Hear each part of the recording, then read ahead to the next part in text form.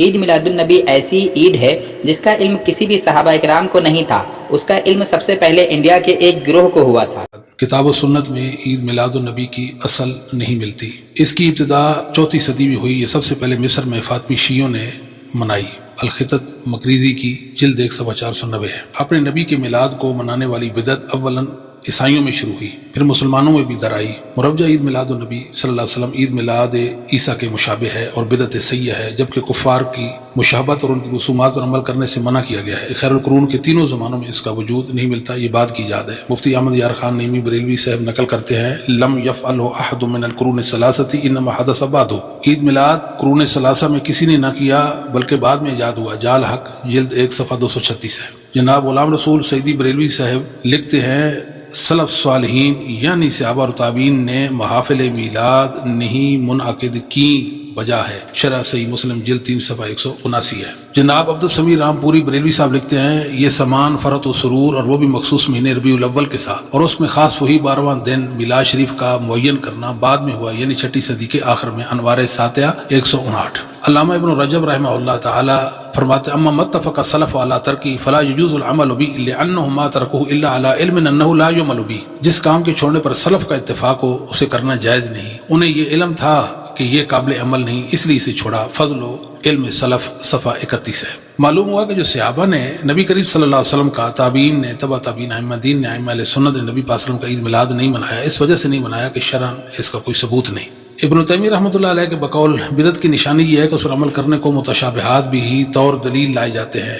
شیخ کی یہ بات کسی نباز کی سی بات معلوم ہوتی ہے، اس لیے بعض لوگ عید میلاد النبی کے ثبوت پر کچھ دلائل رکھتے ہیں۔ پہلی دلیل اللہ تعالیٰ کا فرمان، قل بفضل اللہ وبرحمتہ فبذلک فلیفرحوا، سورۃ یونس 58۔ کہہ دیجیے اللہ کے فضل و رحمت کی بنا پہ خوش ہو جائیں۔ اس کا ایک ترجمہ یہ کیا گیا ہے، اللہ تعالیٰ کے فضل اور اس کی رحمت پر خوشی مناؤ۔ لغت عرب مگر اس ترجمہ کا ساتھ نہیں دیتی۔ فرحہ کا معنی خوش ہونا یا خوشی محسوس کرنا ہوتا ہے، نہ کہ خوشی منانا۔ جیسے اللہ تعالیٰ کا فرمان ہے، فرح المخلفون، سورۃ توبہ صفحہ 81۔ غزوہ تبوک سے پیچھے رہ جانے والے منافقین خوش ہوئے۔ کیا کوئی کہہ سکتا ہے کہ انہوں نے جشن منایا تھا؟ صحیح بخاری حدیث نمبر 1915 میں ہے کہ جب سورۃ بقرہ کی آیت نمبر 187 نازل ہوئی، فارحوا بہا فرحا شدیدا، اس پر صحابہ بہت خوش ہوئے۔ کیا اس کا یہ معنی ہو سکتا ہے کہ صحابہ نے جشن منایا؟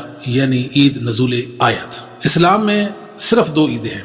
سیدنا انس بن مالک رضی اللہ تعالیٰ بیان کرتے ہیں کہ رسول اللہ صلی اللہ علیہ وسلم مدینہ تشریف لائے، مدینہ نے 2 دن مقرر کیے ہوئے تھے جن میں وہ کھیل کود کرتے تھے۔ آپ صلی اللہ علیہ وسلم نے پوچھا یہ 2 دن کیسے؟ کہنے لگے ہم زمانہ جاہلیت سے ہی ان 2 دنوں میں کھیل کود کرتے چلے آ رہے ہیں۔ رسول اللہ صلی اللہ علیہ وسلم نے فرمایا بے شک اللہ تعالیٰ نے آپ کو عید الاضحیٰ اور عید الفطر کی صورت میں ان سے بہتر 2 دن عطا کیے ہیں۔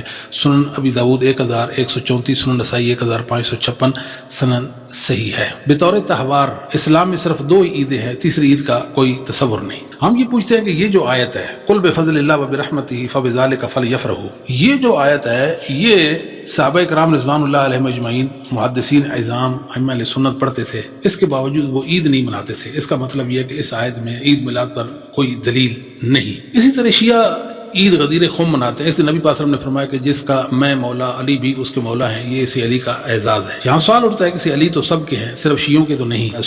ہمیں بھی چاہیے کہ اس دن ایک بڑی والی عید کا اہتمام کریں گے۔ خوشی کے موقع پر عید منانا قرآنی حکم ہے، لیکن جو اب آپ عید میلاد پر خوشی والی آیت کو دلیل بناتے ہیں، اسی خوشی والی آیت سے پیش ہونے والی عید غدیر خم کو بدعت کہتے ہیں۔ کیا سی علی کے اس اعزاز پر ان کو خوشی نہیں یا ان کا استدلال ہی خطا ہے؟ عید میلاد عیسیٰ، عیسائی لوگ سید عیسیٰ کے میلاد کے قائل ہیں، ان کے دنیا میں آنے کی خوشی میں جشن مناتے تھے اور اسے عید کرا دیتے، لیکن مسلمانوں کا دعویٰ ہے کہ ہمیں سے عیسیٰ کی دنیا میں آمد کی خوشی عیسائیوں سے زیادہ ہے، اور آج وہ ان کا انتظار کر رہے ہیں کہ ان کا قیامت کے قریب نزول ہوگا، اور یہ مسلمانوں کے ایمان کا جزء لازم ہے۔ تو کیا اس بنیاد پر ان کا یوم ولادت بطور عید منایا جانا چاہیے، اس میں بڑھ چڑھ کر حصہ لینا چاہیے؟ یہ خوشی کا اظہار ہے، اور ہم بھی خوشی کے اظہار کے لیے عید میلاد عیسیٰ منائیں۔ اللہ اکبر۔ بعض لوگ یہ بات بھی کہتے ہیں کہ سوائے ابلیس کے جہاں میں سبھی خوشیاں منا رہے ہیں۔ کیا لوگوں سے کہا جائے کہ آپ کو عیسیٰ علیہ السلام کی دنیا میں آنے کی خوشی نہیں، اس لیے آپ یوم ولادت نہیں مناتے، آپ گستاخ عیسیٰ نبی اللہ ہیں؟ عید المائدہ یا عید العشاء۔ مفتی احمد یار خان نعیمی بریلوی صاحب لکھتے ہیں، عیسیٰ علیہ السلام نے دعا کی تھی، ربنا انزل علینا مائدۃ من السماء تکون لنا عیدا لاولنا وآخرنا، المائدہ 114۔ معلوم ہوا کہ مائدہ آنے کے دن کو حضرت مسیح علیہ السلام نے عید کا دن منایا۔ جال حق جلد 1 صفحہ 231 ہے۔ عیدین ہر شریعت کی اپنی ہیں، ہمیں عید الفطر اور عید الاضحیٰ دی گئی ہے، ورنہ جس دن سے عیسیٰ نے عید منائی اس دن آپ عید کیوں نہیں مناتے؟ کیا سید عیسیٰ کی خوشی میں شریک نہیں ہیں آپ؟ اگر شریک ہیں اور یقیناً ہیں تو اس کار خیر سے پیچھے رہ جانے کا کیا جواز ہے؟ عید الام، اہل یورپ مدر ڈے مناتے ہیں۔ ان کا کہنا ہے کہ ایک دن ماں جیسی انمول نعمت کے نام ہونا چاہیے، حالانکہ ہمارے معاشرے میں ماں کو جو تقدس اور احترام حاصل ہے اہل یورپ کے ہاں تو اس کو عشر اشیر بھی نہیں۔ تو ہم لوگ ماں کے نام سے عید کیوں نہیں منا لیتے؟ ماں سے محبت نہیں یا ماں کو اللہ کی نعمت نہیں سمجھتے؟ آخر میں عرض ہے کہ کسی روز وقت نکال کر ان اشیاء کی فہرست بھی پیش کر دیں جنہیں آپ خدا کی نعمت جانتے ہیں، اور ان کی عیدوں کا شیڈول بھی سامنے لائیں تاکہ آپ کے دعویٰ کسی دینی کامیابی کے دن کو خوشی کا دن منانا جائز ہے، نیز یہ دعویٰ جس دن اللہ تعالیٰ کی خاص رحمت کا نزول ہو اس دن کو عید منانا جائز ہے، پر آپ کا عمل ہو جائے۔ گستاخی معاف، مگر سوال یہ ہے عید میلاد کا ذکر فقہ حنفی میں کیوں نہیں ملتا؟ شیخ الاسلام ابن تیمیہ رحمۃ اللہ علیہ فرماتے ہیں شریعت کی مقرر کردہ عیدوں کے علاوہ دوسری عیدیں مثلا ربیع الاول میں عید میلاد، رجب کی بعض راتیں، 18 ذوالحجہ، رجب کا پہلا جمعہ یا 8 شوال کی عید جیسے جاہل لوگ عید الابرار کا نام دیتے ہیں، اس لیے بدعت ہے کہ سلف نے انہیں منایا اور نہ انہیں مستحب سمجھا۔ الفتاویٰ الکبریٰ جلد 4 صفحہ 414، مجموع الفتاویٰ جلد 25 صفحہ 298۔ ایک اور دلیل پیش کی جاتی ہے، سیدنا معاویہ بن ابی سفیان رضی اللہ تعالی عنہما بیان کرتے ہیں نبی پاک صلی اللہ علیہ وسلم صحابہ کے حلقہ میں تشریف لائے اور فرمایا کیسے بیٹھے ہیں؟ صحابہ نے عرض کی اللہ سے دعا کر رہے ہیں اور اس کی تعریف کر رہے ہیں، اس نے ہمیں ہدایت دی اور آپ کی صورت ہم پر احسان کیا۔ نبی کریم صلی اللہ علیہ وسلم نے فرمایا اللہ کی قسم کیا صرف اسی مقصد کے لیے بیٹھے ہیں؟ عرض کیا اللہ کی قسم صرف اسی مقصد کے لیے بیٹھے ہیں۔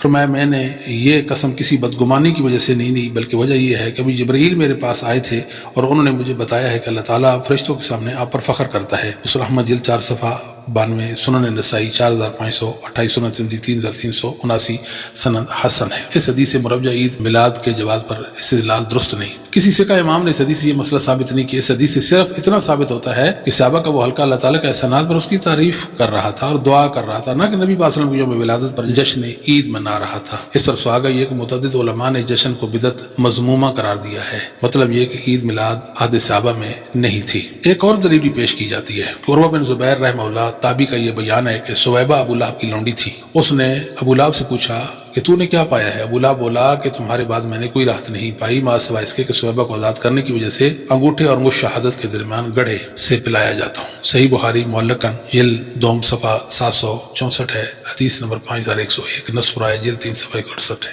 اس کا جواب یہ ہے کہ عروہ بن زبیر کا مرسل قول ہے، لہذا ضعیف اور ناقابل استدلال ہے۔ حیرانی ہے کہ جو لوگ عقائد میں خبر واحد کو حجت نہیں مانتے وہ تابعی کے ضعیف قول سے استدلال لے رہے ہیں۔ دوسرا جواب یہ ہے کہ کافر کے بعد ذیل خانہ کے خواب کا اعتبار نہیں کیا جا سکتا۔